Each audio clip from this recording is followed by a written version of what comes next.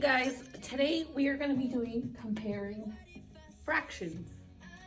No, not fractions, decimals.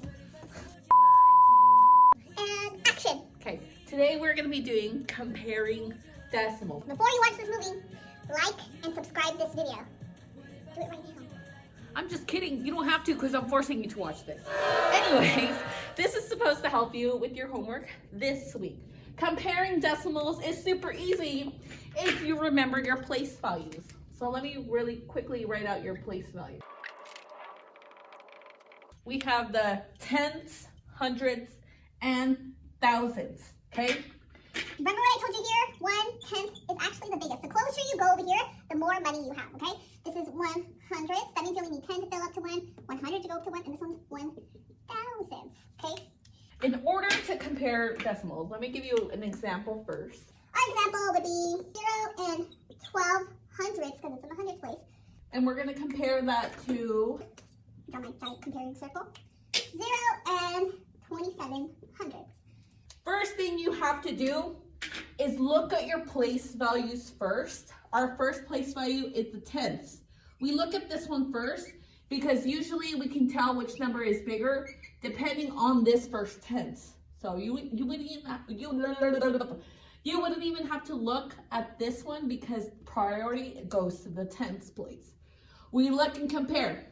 Which one is bigger, the 1/10 or 2/10? We decide 2/10, so automatically goes to that one. Automatically, okay? That's easy. Always look first at the tenths. You might get Something like this.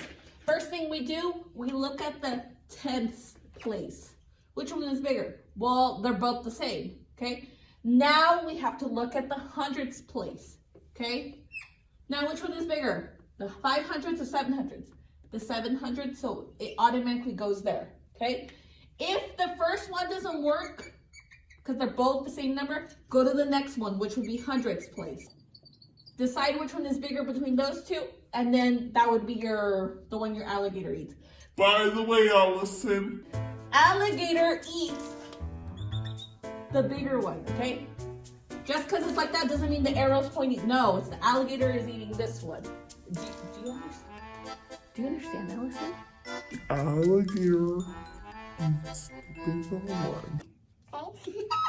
And then here's another example you might see. Okay? We have 9 hundredths versus random markers. 1/10. okay? Now you're like, oh, this one's bigger because the 9's bigger. No! First thing we do, we look at the tenths place.